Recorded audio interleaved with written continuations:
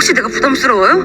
내가 막 사귀자고 협박할까봐 무서워요? 그런 협박에 넘어가지 않을 자신은 있습니다. 그럼 같이 가요. 가면 오로라도 볼 수 있는데? 오로라. 그래요? 그럼 같이 가죠. 歡迎嚟到韓劇與研究所，我係你哋嘅研究員 Julia。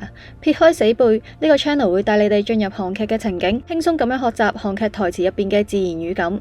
事不宜遲，我哋即刻開始今日嘅學習。咁我哋今日咧會講埋韓劇《愛情怎麼翻譯》入邊第3集當中女主角邀請男主角一齊咧出國去拍攝，女主角講嘅其中3句嘅經典對白咯。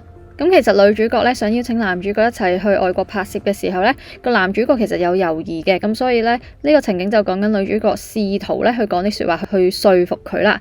咁我哋先睇第一句，第一句就係혹시 내가 부담스러워요? 혹시 내가 부담스러워요？係我令到你有負擔嗎？咁我哋逐個字去睇啦。首先第一個字咧，呢個字係非常重要啦，亦都係成日會聽到用到，亦都係一個咧好有禮貌嘅詞語。혹시咁佢就係通常咧喺啲問題之前咧會放呢個字落去嘅，即係類似廣東話嘅請問唔該嗰種意思。咁所以咧問問題嘅時候咧，尤其對陌生人去問問題嘅時候咧，用혹시呢個字咧會即刻令到個問題咧更加有禮貌嘅。好，所以女主角講呢句説話嘅時候咧，其實佢個問題就係咪我令你有負擔啊？咁但係咧去令到呢句説話更加有禮貌嘅時候咧，喺前邊加多一個혹시，難道係我令你有負擔嗎？咁佢係用作一個副詞嘅。好，내가就係我嘅意思啦。咁嗱就係我，가就係一個主格助詞。부담스러워咁其實就係廣東話嘅負擔。咁當呢個負擔加上스러워就會變做一個形容詞啦。所以부담스럽다就係形容詞。咁後邊佢轉翻一個敬語嘅結尾，所以呢부담스럽다會加어요變成부담스러워요。咁個語氣都係一個問句嘅語氣，有問號嘅，所以咧你哋講嘅時候咧要向上拉。혹시 내가 부담스러워요？好，咁我哋睇翻文法重點啦。當我哋個結構咧，當我哋句子嘅結構咧加咗혹시作為一個副詞，後邊咧我哋就可以問啲嘢啦。問例如邊個啦，加個主語啦，譬如내가，再加形容詞或者動詞，最後加翻個敬語嘅收尾。所以咧，我哋用喺詢問咧或者確認某啲嘅問題嘅時候咧，就可以用呢一種句法，圓滑啲咁樣去問人啦，同埋係好有禮貌噶啦。咁我哋睇下第一句嘅例句啦。如果我哋想問人哋你有冇時間啊？혹시 시간 있어요？其實你就咁講시간 있어요都完全係啱嘅喎個文法。但係如果我哋想再有禮貌啲，譬如你同一啲啱啱識冇耐嘅人去問問題嘅時候呢，你就可以再加혹시呢個字喺個問題嘅前邊。請問你有冇時間啊？好，第二句咯喎，혹시 길을 잃었어요？請問你係咪迷路啊？咁又係咯喎，同樣地啦，其實我就咁講길을 잃었어요就可以噶咯喎，文法上係冇錯噶喎。但係咧，假設今日我係見到個陌生人，你覺得佢個樣好迷茫嘅，韓國人好着重禮貌嘅，就會將呢個有禮貌嘅詞咧혹시放喺問句嘅前邊，令到成個意思咧係更加有禮貌啦。길就係路啦，路後邊我哋加翻賓格助詞所以就係길을。迷路我哋係話잃다。咁我哋再喺後邊加翻一個過去式嘅敬語，就變成잃었어요。成句就係혹시 길을 잃었어요。好，咁我哋接住睇第二個女主角講嘅對白啦。그럼 같이 가요。그럼 같이 가요。咁就一齊去啦，係啦。咁咧其實女主角係一直說服緊男主角咧同佢一齊去嘅。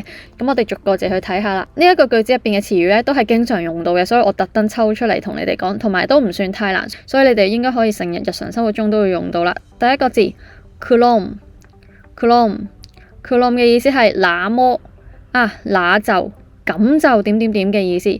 그럼 같이應該都成日聽到啦，就係一齊嘅意思啦。가요本身가다咧就係去嘅意思，咁我哋再加個敬語요喺個句子尾咧就變成가요。咁就一齊去啦。그럼 같이 가요。 그럼 같이 가요。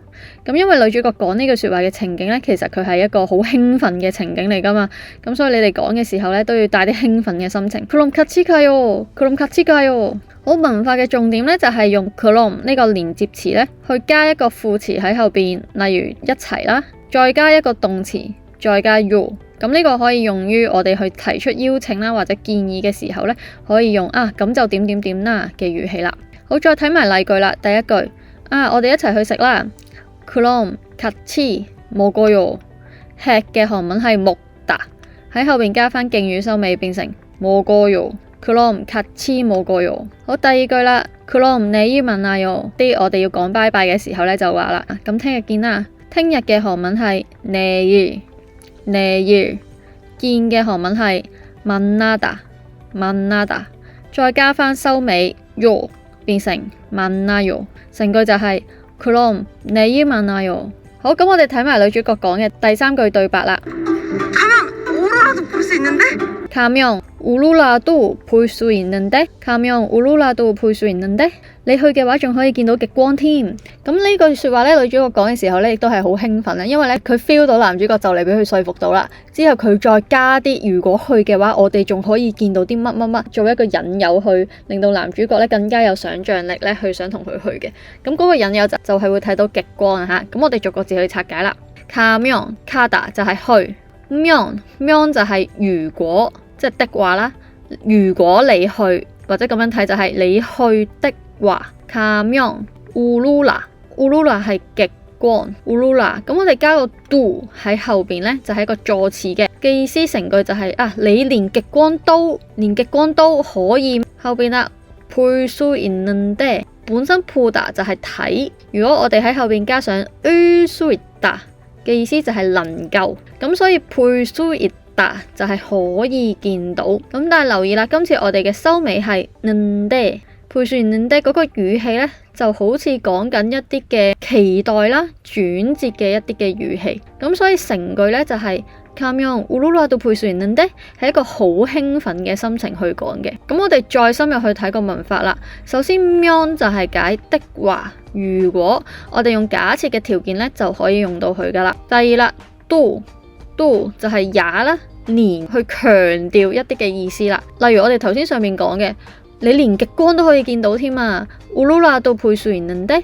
咁其實本身呢句説話呢，就算你唔加呢個 do 呢，文法上都正確嘅喎。我想強調你去到甚至連極光都可以見到，所以我哋就加個 do 喺個名詞嘅後邊啦。最後一個啦，就係을수 있다，就係講緊可以、能夠，講緊啲可能性嘅。咁今次我哋加咗는데呢個語氣呢，係一啲期待嘅語氣，你仲可以見到添嗰個語氣啦，你仲可以見到極光添嗰個語氣。咁我哋睇啲實用嘅例句啦，例如第一句，有時間嘅話仲可以一齊睇戲添。時間嘅韓文係시간，喺시간後邊加翻個主格助詞이。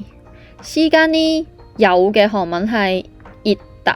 好啦，加翻的話啦。由於今次있다個熱字下邊係有收尾音，所以我哋會加喺個熱字下邊，所以成個就係있으면。有時間的話，시간이 있으면可以一齊睇電影。一齊嘅韓文係같이，電影嘅韓文係영화，睇嘅韓文係볼 수 있다。咁同頭先一樣啦，我哋加一個興奮期待嘅語感喺最尾，就變咗볼 수 있는데。咁成句就係啦，시간이 있으면 같이 영화 볼 수 있는데。好，第二句啦，呢間餐廳嘅氣氛都好好喎。二係這，餐廳嘅韓文係식당，後邊加翻個助詞俾佢。而식당은氣氛嘅韓文係분위기，都好好喎，都好好。我哋加翻個都，很好嘅韓文係좋아，最後再加敬語嘅收尾，所以成句就係이 식당은 분위기도 좋아요。咁佢呢句講嘅時候呢，就可能講緊呢間餐廳啲嘢食又好好味，服務又好好，甚至連氣氛都好好添。所以我哋呢度加翻個do。好，最後一句例句啦。週末去嘅話呢，人可能會好多喎。週末嘅韓文係주말，我哋喺週末嘅後邊加翻個時間助詞變成주말에。去的話嘅韓文係가면，주말에 가면我哋週末去嘅話，人嘅韓文係사람後邊加翻主格助詞變成沙拉咪，沙拉咪。多嘅韓文係많다，많다。可能會我哋加翻個可能性嘅語法喺後邊咯，就係을수있다，所以係많을수있다。最後加翻個敬語收尾，所以係많을수있어요。咁所以成句就係주말에 가면 사람이 많을 수 있어요。週末去嘅話呢，人可能會好多啊。咁跟翻唔同嘅情景呢，你個語感呢都要轉變翻。好，咁我哋今日呢就睇到呢一度。咁如果你未睇到上一條片，都係有關愛情怎麼翻譯呢套韓劇嘅語句嘅話呢，記得去睇翻啦。順帶一提，我嘅付費韓文線上課程呢都即將推出㗎啦。咁喺呢個付費課程推出之前呢，其實我想收集你哋學韓文嘅困難，歡迎喺下邊預約一個同我大概15分鐘嘅面談呢，俾我了解一下你多啲。之後推出嘅付費課程呢，就會針對你哋嘅困難呢去編排嘅。完成1對1面談之後呢，我仲會免費送你一份我精心獨家製作嘅漢字韓文音對照表，記得唔好錯過啦。今日嘅影片嚟到呢度，我哋下條片再見，拜拜。